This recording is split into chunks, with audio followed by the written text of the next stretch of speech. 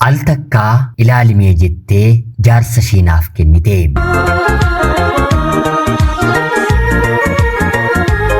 Yeroodhaaf maqaa kiyya himachuun barbaadu kanan dhaladheetti guddadhee Jiituu Magariituu Oromiyaa keessattidha. Barnoota kiyyallee maatii koo bira taa'een hanga kutaa 8 qofaattiin baradhe. Dubartiin naannoo keenya kutaa 6 waggaa 14 darbitee jennaan waa lamatu ishee eeggata. Yookiin heerumuu yookiin immoo jaarsa isheetiin gara biyya hambaatti ergamuudha. Kanaan ala darbitee waggaa 2-3 ganda keessa teessee jennaan akka waan heerumni ishee dideetti yookiin immoo dhiirri ishee tuffateetti lakkaa'ama. Namni magaalaa 35 illee gahee heerumaaf abdii qaba mitire. Naannoo keenya baadiyyaa garuu dubartiin ganna 20 xumurtee jennaan dhiira jalqabaaf hin taatu jedhamteeti kan lammata fuudhu yookiin immoo jaartiin jalaa boqotteetu ishee barbaada malee dargaggeessi kichuun isheen fedhu. Anis ta'e obboloonni koo hiriyoonni koo dubaraas kana sodaa jalqabuma waggaa 11 waggaa 12 fidnu waa'ee akkanaatti baay'ee dhiphachuu jalqabna. Doorsisni guddaas karaa maatii nurra gaha. Akka nuti heerumnu barbaadama. Qeen yookiin immoo naannoon keenya immoo ijoollee dhiiraa caalaa ijoollee dubartii godhatee baay'ifatee qaba. Uumamuma rabbiitiin jechuudha. Maatii kiyya keessatti illee dhiira 3 fi dubartii 5 walii galaan ana waliin ijoollee 8tu dhalateera. 8 kana keessaa dhumarratti kan dhalate anaam, dhumarrattis kan heerume anaam. Maarreegaa faayidaa dhumarratti dhalachuu ni beektu mitire. Anaanis sanumatu na eeggate. Maatii koo biratti baay'een jaallatama, baay'een kunuunfama. Sanarraa immoo addatti bareedinni kiyyallee adda waan na ta'eef abbaan koo jalqabumaa sanyii koo keessaa akka kee bifa yookiin immoo bareedina kan qabu hin jiru jedhee na jajaamu. Anis abbaa kiyyaan baay'ee tokkottiin jaalladha. Uffata obboloota koo kaaniif biturraatii addatti kan qaalii ta'e kan bareedu anumaan illee gabaa geessee na filchisiiseeti anaaf bitaam. Obboloonni koo warra kaan walakkaa akka koottillee hin ilaalamanii. Hojii yoo namni mana hin jirre ta'e qofan maatii kiyyaaf hojjedhaam. Kana keessatti kunuunfameen haadhaaf abbaa koo obbolaa koo biratti hin guddadheem. Maarreegaa kanaan kutaa 8 akkuman xumuretti dargaggoonni 2 na fuudhuudhaaf torbee tokko keessatti waraqaa ergatu. Kaayyoon maatii kiyyaa kutaa 8ffaa akkan xumuru qofadha. Kutaa 8ffaa kana nan xumure. Yoom akka abbaan kiyya na kennu ollaan namni qeellee sirriitti waan beekuuf qormaata ministirii kutaa 8ffaa qoramee buleen torbee isaa keessatti jaarsa 2tu dhufe. Tokko achuma naannoo keenyaa yeroo ta'u tokko immoo biyya hambaatiidha. Isa naannoo yookiin immoo qe'ee keenyaa malee isa biyya hambaa ani hin beekuuni. Maatiin kiyyallee akkanuma maatii isaa beeku malee eenyu akka ta'e yoom akka biyya kana keessaa ba'e waan beekan tokkollee hin qabanii. Akkanumattiyyuu eenyuuf akka maatiin kiyya na kennan tilmaamuu ni dandeessu. Isa biyya keessaa dhiisanii isa biyya hambaadhaaf gaarummaa isaa eenyummaa isaa otoo hin beekin isa siif wayyanaan jedhanii. Ani yeroo sanatti waa 2 takkaatti argachuu gaa'ilaa fi biyya hambaa wanta natti ta'eef isa biyya keessaa kana filannoo keessayyuu hin galchine. Isa biyya hambaatiif maatiin koo eenyummaa isaa qoratanii buusanii baasanii tole jedhanii na kennanii. Inni biyya hambaa kun umriidhaan illee xiqqoo baay'ee nama na caaludha. Kana qofaa miti. Achuma biyya hambaatti haadha manaa 2 qaba. Yeroo jaarsi dhufe garuu fuudheera haadha manaa 1 qaba. Amantaan aadaan naannoo keenyaa immoo dhiiraaf ni qaba. Ni jiraachisa taanaan kana ni eeyyama. Abbaa qabeenyaadha. Siin qofa otoo hin taane maatii kee obbolaa keellee walitti qabee jiraachisuu ni danda'a jedhamee anaan amansiisame. Maatii kiyyaan illee amansiisanii haadha manaa jalqabaa ta'een biyya keessatti heerumuu otoo hin danda'u biyya hambaa tujaara abbaa qabeenyaa waan jedhameef qofa haadha manaa sadaffaa ta'een biyya hambaatti akkan heerumuutiif maatiin kiyya na kennanii. Naannoo keenyallee 2-3 hanga haadha manaa 6tti dhiirri fuudheeru waanta jiruuf akka waan fagoo jirutti nu biratti hin ilaalamu. Dhiiraaf miti dhalaanillee naaf hin ta'u jettee dhiira 4 dhiira 5 jijjiirtee ilmaan abbaa garaagaraarraa dhalatan 7-8 yeroo godhattu argeen hawaasa kiyya keessatti guddadhe. Biyya hambaama tujaaruma waan jedhameef inni kun rakkoon gara fuulduraatti gaa'ela keessatti na mudachuu danda'u otoo hin ilaalamin kallacha deemeen murteesseen akkan isa waliin jiraadhuutiif ni kaan karaa maatii kiyyaanaaf godhame. Sagalee bilbilaan malee suuraadhaan illee namni hin deemeen biyya hambaatti argadhu eenyu akka ta'e namni natti argisiiseeru hin jiru.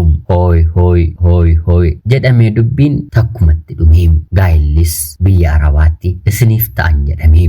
Sanaan abbaan manaan koo yeroo sanarraatii kaasee piroosesii naaf jalqabee viizaa kiyya naaf ergee gara biyya hambaa Saawud Arabiyaatti imala koon taasisee haadha manoota isaa lamaan waliin wal na barsiisee anaafillee qobaatti mana naaf kireessee namoota naannoo kiyya jiran ilmaan Oromoo wal na barsiisee isa bira deemeen baatii yeroo hin guunne keessattis hojiillee naaf barbaadee waan ittiin mana koon bulchadhu anumtuu gahaatti nan qabaa. Haa ta'uutii garuu akka gaariitti warra kee gargaaruun wanta si barbaachisuuf hojii kanarraatii mindaa argattuun warra kee gargaarii jedhee hojii na jalqabsiise. Waanuman eegedhes dubartii heerumaafis ta'e karaa kamiiniyyuu biyya hambaa deemteef hojjechuun hojii barbaaddachuun waanuma eegamudha. Kanaan ala hundumtuu hojii isaa waanta ooluuf mana taa'uun baay'ee nama jibbisiisa. Kan nama ajaa'ibu abbaan koo darbee mana keessatti afaan Arabiffaallee wanta nu shaakalchiisuuf akka ijoollee biyya koo afaan Arabiffaatiif biyya hambaa deemeen ani baay'ee rakkanne. Jechoota muraasa nan dhagahaa. Isaanuma walitti fideen dubbachuun eegale suuta baraan dhufe baatii 5 baatii 6 keessatti ijoolleen biyya koo waggaa 5 waggaa 6tti kan isaan haasa'an taphachuun eegale. Nama kan sirreessus kan balleessus riyaadha yoon jedhe soba natti hin ta'u. Bakkan hojjedhu kanaatii mucaa Oromoo sanuu immoo lagdi tokko qofa maatii kiyyaaf maatii ishee kan daangessu as biyya Arabaa waggaa hedduu erga hojjettee booda gaa'ela dhaabbattee kan jiraattu gaa'ela ishee keessatti garuu gammachuu kan hin qabnee fi otuu dandeessee gaa'ela gara biraa otoo argattee gaa'ela kana dhiistee walii galtee abbaa manaa isheetiin gaa'ela biraatti ce'uu kan feetu tokko waliin bareem. Akkamittiin namni gaa'ela otoo qabu walii galtee abbaa manaa isaatiin gaa'ela gara biraa barbaadanaan jechuu ni dandeessu. Abbaa manaa ishee waliin akkanatti himtetti kan isaan mana tokko keessa jiraachuu jalqaban rakkoo qofaa kireeffatanii jiraachuu waan hin dandeenyeetiif malee hariiroon yookiin immoo walitti dhufeenyi yeroo sanatti gaa'elaaf walitti isaan fidu hin turre. Isheen kana jala murtee himte. Rakkinatu isa waliin na jiraachisa malee ani sanan dhiisa jettee isa keessee ni haasofte. Innis haga kana dhimma isaa miti. Biyya hambaa kun ni beekama mitire. Dubartiin dubartii waliin dhiirri dhiira waliin kireeffatee jiraaturra jireenyumtuu jireenya akka namatti fakkaatuuf dhiphinni sammuu keessaa akka inni hir'atuuf kan danda'an yoo ta'e walii galanii dhiiraaf dubartiitiin akka gaa'ilaatti otoo waliin jiraatanii bareedaadha. Hedduun gaa'ilaa biyya Arabaa kana keessa jiru ilmaan of gidduudhaa hin qabanii. Yoo ilmaan godhatan tokkoon isaanii yookiin immoo lamaan isaanii gara biyya hambaatti galuu qabu. Warreen immoo fooyya'anii qabeenya immoo horatan kaleessa badii ofii fi namarratti raawwachaa turaniitiif gola nama hedduu Rabbi ilmaan dhowwateera. Abbaan manaan kiyya nama hojii gaarii qabu ijoollee Oromoo hedduu biratti illee ija nama qabu nama jaallatamudha. Biyya Arabaa kana keessas waggaa hedduu tureera.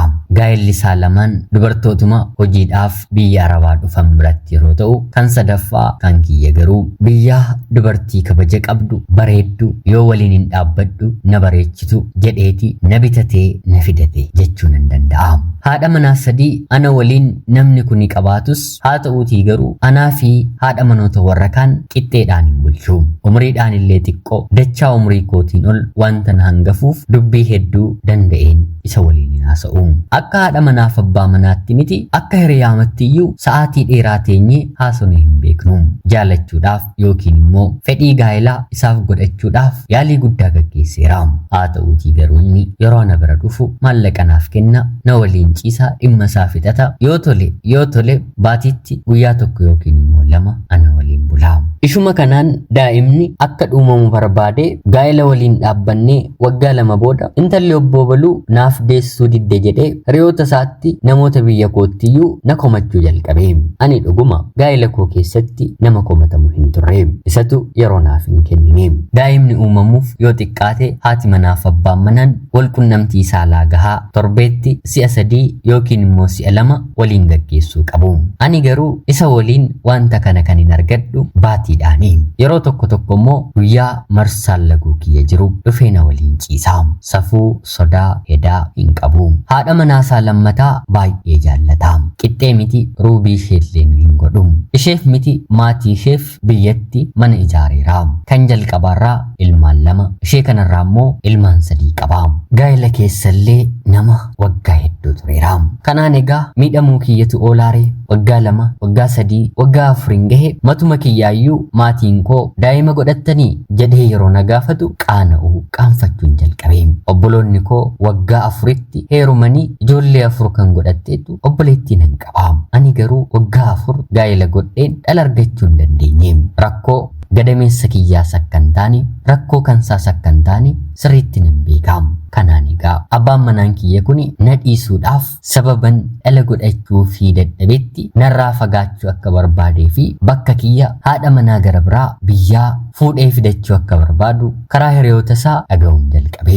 Kan natti tolee hojii mallee walakkaa qofa hojjedheen kanan jiraadhu sababa isaatiini. Tarii yoo ni na dhiise akkuma hiriyoota koo kaanii halkaniif guyyaa yookiin immoo qacarameen dhaabbiidhaan hojjechuu wanta narra jiruuf baay'ee natti dhagahame. Akka inni yeroo naaf kennee na waliin jiraatuuf illee yaalii gurguddaa gaggeesseera. Haadha manoonni isaa lamaan maallaqa isaa, humna isaa, dafqa isaa nyaachuu qofa miti wanta inni barbaadu ilmaan irree horachuu fi qabda jechuun karaa namootaa dhaamsi isaanii gara kiyya ni gaha. Yeroo ayyaanaa ani qofaa jiraattu wantan ta'eef mana isaaniitti deemiin dabarsa.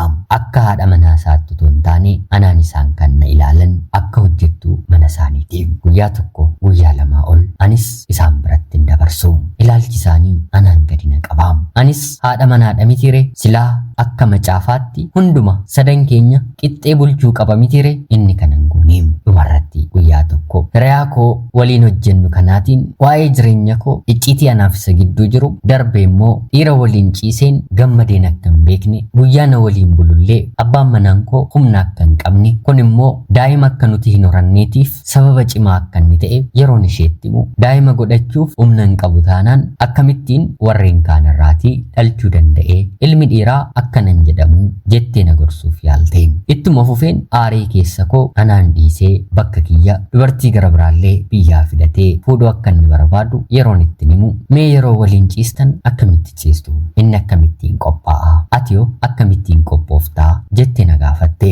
Anis qophii maaliiti? Dhufee jennaan ol darbinaan jedha dhimma isaa xumurata yoo tole ni bula yoo toluu baate immoo yeroosuma bahee na biraatii deema. Maallaqa isaa malee inni na jiraachisaa hin jiru jedheen deebiseefi. Yeroo kanatti isheen yaagiiftii koo dubbiin keenyi faallaa ta'e keenyi immoo maallaqa dhabee waanuma dhiira ta'eef waliin jiraannaa jettee naaf deebiste. Kanaan anis gammachuun nuti gaa'ela keessaayyuu maal akka ta'e hin beeku. Miira koottis miira isaattis gammadeen hin beeku. Yeroo hundan waliin ciise mataa na dhukkubaa gaabbiitu natti dhagahama. Yeroo inni na biraatii deemu immoo nan boo'a fi kanneen kana fakkaatan dubartiin tokko gaa'ela keessatti gammachuu argachuu qabdu argachaa akka hin jirre isheetti yeroon himu mee turii. Jaarsi kiyya kashlabbeedha. Anis isarraan dhiira biraa bira nan deema. Innis ni beeka. Innis anarraan durba biraa bira ni deema. Haala ittiin dhiirriif dhalaan wal gammachiisu mana koo bultee anaaf inni yeroo waliin ciisnu sittin argisiisa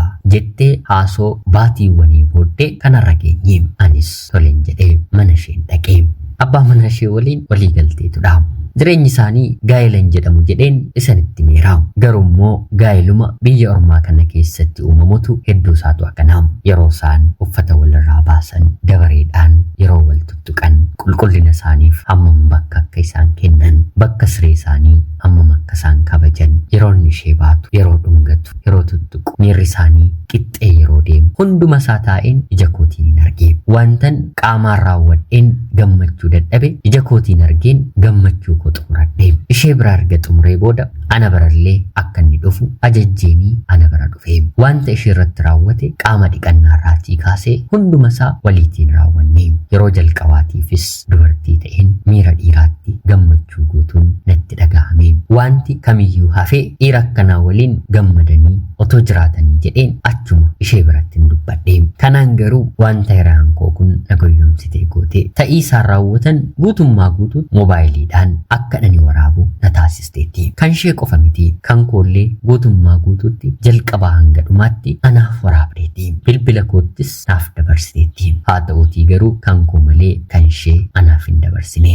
Yaada isheetti gammadanii miira gaarii argachuu qofa otoo hin taane wanta har'a raawwatanitti gatii kanfaluunis ni jira waan jedhu sammuutti qabatteeti gara jireenya koo kanaatti seente. Kanaanis torbee lama booddee wanta amala kana dura narratti mul'istee hin beekne maallaqa naaf liqeessii jecha jedhuun haasoo yookiin immoo tapha haaraa eegalte. Anis maallaqni kan jaarsi koo naaf erge hedduun narra ture meeqa barbaadda yeroon jedhuuni hanga kanan barbaadan jedhee naan jette. Anis tole jedheen maallaqa sana baaseen kenneefi hin turre naannoo baatii booddee gochaan kun raawwatee jechuudha. Ammas maallaqa na gaafatte kan duraayyuu deebisnee akkamittiin lammata liqeeffatte yeroon jedhuuni baay'een rakkadhee sa'aatii kanatti riyaan icciitii koon qooduu fi gola koo isheetti immoo si qofaadha jettee narraa fudhatte.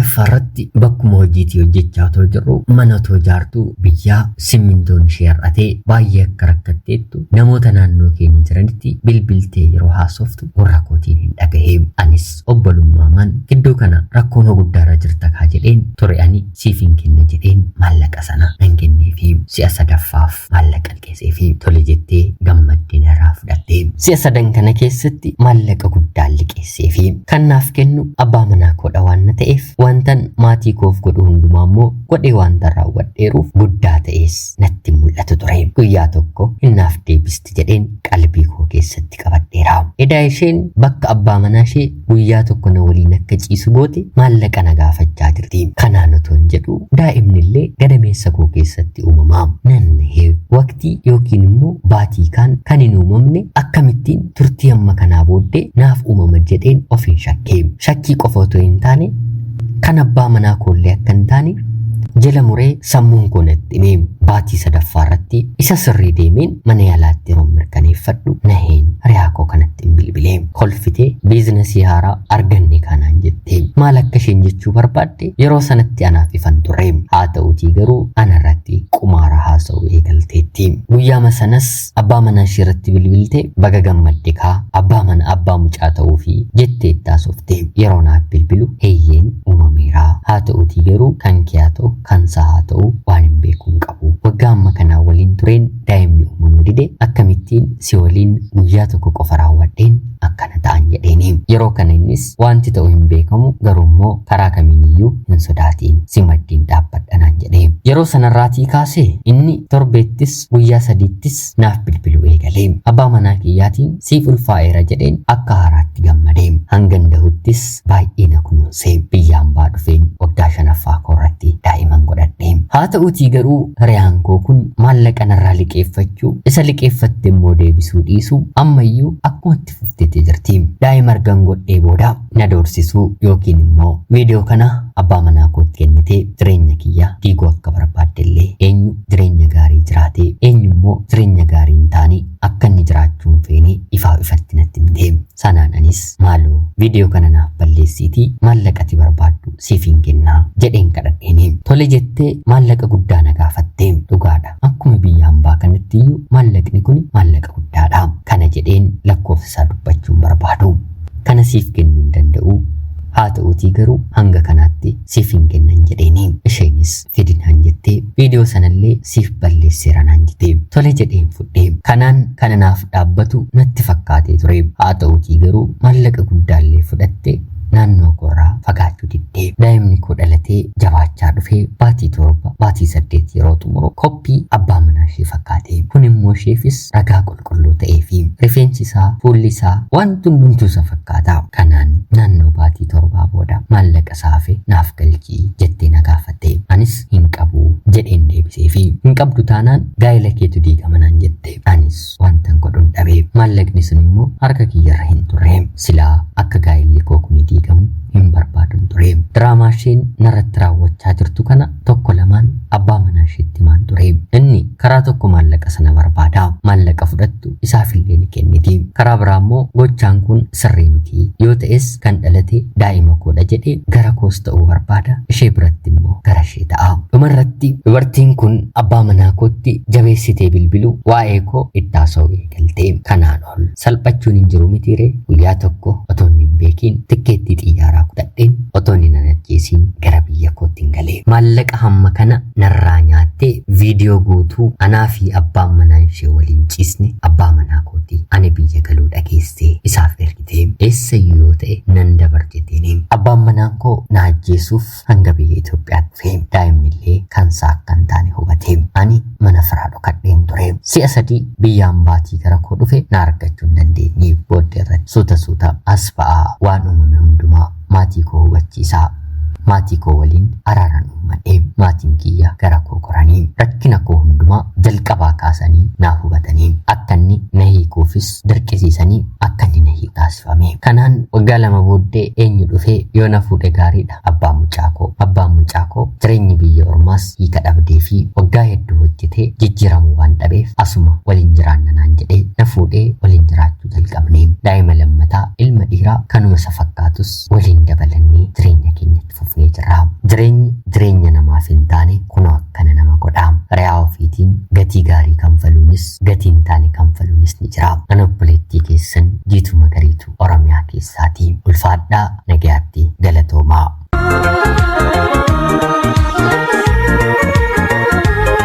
Yoyyaa ashamaa akkam jirtu kabajamtootaaf hordoftoota qophii keenya. Nagaaf jaalalli tokkummaan bakka jirtan hundaatti hunda keessaniif yaatu jecha guyyaa har'aallee seenaa ajaa'ibaa obboleettiin keenya tokko nuuf qooddee isiniif dubbiseen hin ka'a. Akkasin irraa barattanii hubannoo cimaa ta'e tokko irraa argattan homaa shakkii tokkollee hin qabu. Obboleettii keenya seenaa kee kana nuuf qooduu keetiif guddaa galatoomi jecha kabajamtootaaf hordoftoonni qophii keenya seenaa ishee dhaggeeffattan yaada keessan komentii jalatti qoodaa fi jecha qophiin sa'aatii kanaaf guyyaa har'aa isiniif qabadheen dhiyaadhe kanuma fakkaatti. Namoonni seenaa keessan ergachuu barbaadan illee karaa lakkoofsa bilbilaa kiyyaa karaa teelegiraamii 982828580 yookiin immoo @xalayyaa yoo jettan ergaa keessan kallacha yoo keessan sagaleedhaan yookiin barreeffamaan wanta na dhaqqabuuf irratti hirmaadhaatii waliin barree walaa barsiisnu. Jireenya keenya boriitiif illee of eeggannoo haa goonu jecha qophiin sa'aatii kanaaf isiniif qabadhee dhiyaadhe kanuma fakkaatti. Qophii fi seenaa barsiisoo gara biraatiin haga walitti deebinutti bakka jirtan maraan turtii gaarii.